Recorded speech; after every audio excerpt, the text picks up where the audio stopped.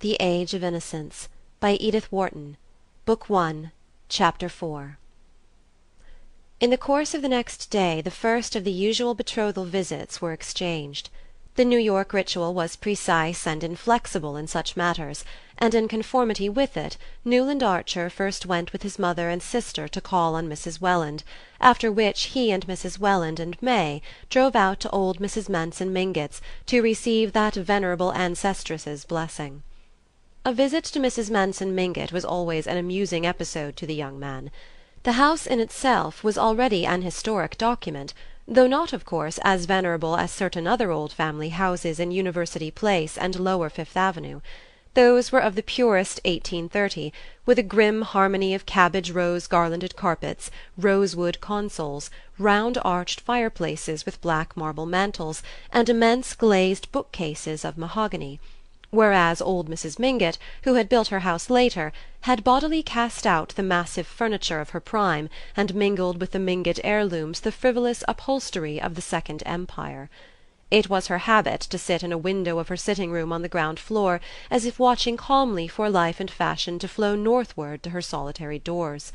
She seemed in no hurry to have them come, for her patience was equalled by her confidence. She was sure that presently the hoardings, the quarries, the one-story saloons, the wooden greenhouses in ragged gardens, and the rocks from which goats surveyed the scene, would vanish before the advance of residences as stately as her own, perhaps, for she was an impartial woman, even statelier, and that the cobble-stones over which the old clattering omnibuses bumped would be replaced by smooth asphalt, such as people reported having seen in Paris. Meanwhile, as every one she cared to see came to her, and she could fill her rooms as easily as the Beauforts and without adding a single item to the menu of her suppers, she did not suffer from her geographic isolation. The immense accretion of flesh which had descended on her in middle life like a flood of lava on a doomed city had changed her from a plump active little woman with a neatly turned foot and ankle into something as vast and august as a natural phenomenon. She had accepted this submergence as philosophically as all her other trials, and now, in extreme old age, was rewarded by presenting to her mirror an almost unwrinkled expanse of firm pink and white flesh, in the centre of which the traces of a small face survived as if awaiting excavation. A flight of smooth double chins led down to the dizzy depths of a still snowy bosom veiled in snowy muslins that were held in place by a miniature portrait of the late Mr. Mingott, and around and below, wave after wave of black silk surged away over the edges of a capacious armchair, with two tiny white hands poised like gulls on the surface of the billows. The burden of Mrs. Manson Mingott's flesh had long since made it impossible for her to go up and down stairs, and with characteristic independence she had made her reception-rooms upstairs and established herself, in flagrant violation of all the New York proprieties, on the ground floor of her house, so that, as you sat in her sitting-room window with her, you caught, through a door that was always open and a looped-back yellow damask portiere, the unexpected vista of a bedroom with a huge low bed upholstered like a sofa, and a toilet-table with frivolous lace flounces and a gilt-framed mirror. Her visitors were startled and fascinated by the foreignness of this arrangement, which recalled scenes in French fiction, and architectural incentives to immorality such as the simple American had never dreamed of. That was how women with lovers lived in the wicked old societies, in apartments with all the rooms on one floor, and all the indecent propinquities that their novels described. It amused Newland Archer, who had secretly situated the love scenes of Monsieur de Camors in Mrs. Mingott's bedroom, to picture her blameless life led in the stage setting of adultery, but he said to himself, with considerable admiration, that if a lover had been what she wanted, the intrepid woman would have had him too. To the general relief the Countess Olenska was not present in her grandmother's drawing-room during the visit of the betrothed couple.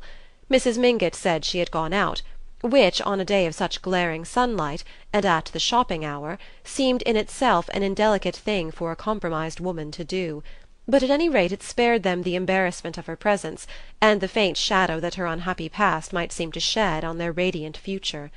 The visit went off successfully, as was to have been expected. Old Mrs. Mingott was delighted with the engagement, which, being long foreseen by watchful relatives, had been carefully passed upon in family council, and the engagement ring, a large thick sapphire set in invisible claws, met with her unqualified admiration. "It's the new setting. Of course it shows the stone beautifully, but it looks a little bare to old-fashioned eyes," Mrs. Welland had explained, with a conciliatory side-glance at her future son-in-law. "Old-fashioned eyes? I hope you don't mean mine, my dear. I like all the novelties," said the ancestress, lifting the stone to her small bright orbs, which no glasses had ever disfigured.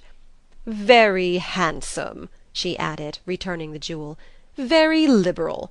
In my time a cameo set in pearls was thought sufficient. But it's the hand that sets off the ring, isn't it, my dear Mr. Archer?" And she waved one of her tiny hands, with small pointed nails and rolls of aged fat encircling the wrist like ivory bracelets. "Mine was modelled in Rome by the great Ferrigiani. You should have May's done. No doubt he'll have it done, my child. Her hand is large. It's these modern sports that spread the joints. But the skin is white. And when's the wedding to be?" she broke off, fixing her eyes on Archer's face.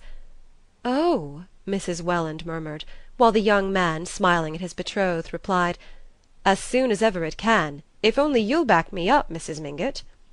"We must give them time to get to know each other a little better, mamma," Mrs. Welland interposed, with the proper affectation of reluctance, to which the ancestress rejoined, "Know each other?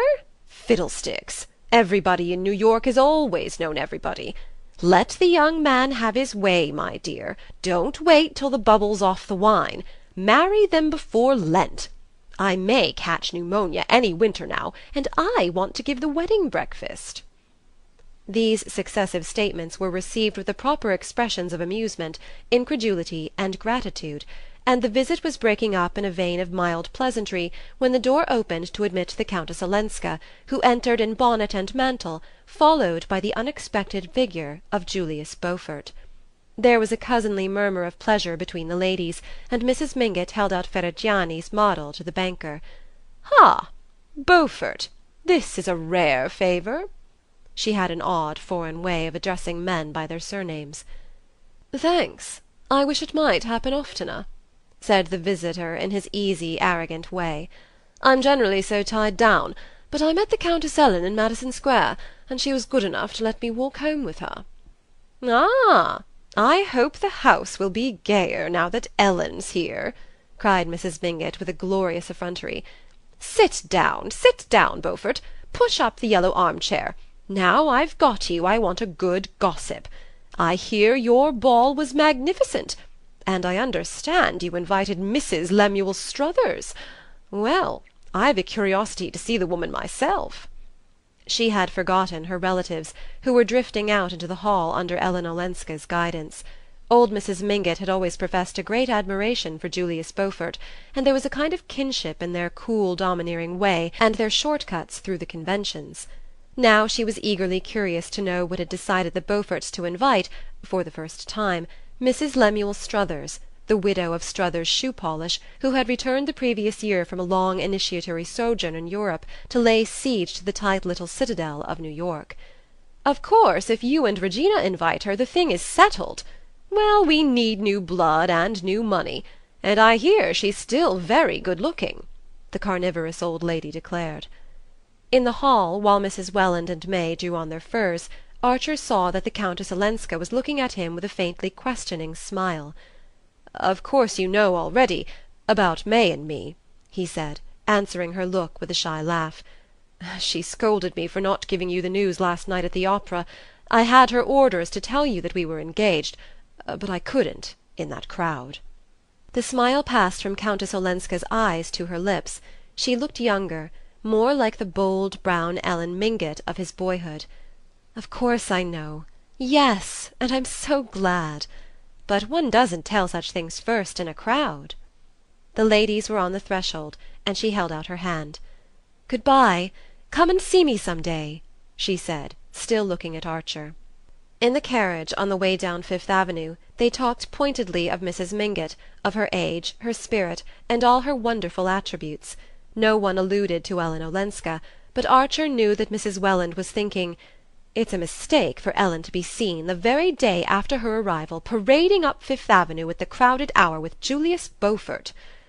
And the young man himself mentally added, "And she ought to know that a man who's just engaged doesn't spend his time calling on married women. But I dare say in the set she's lived in they do. They never do anything else." And, in spite of the cosmopolitan views on which he prided himself, he thanked heaven that he was a New Yorker, and about to ally himself with one of his own kind. End of Chapter 4.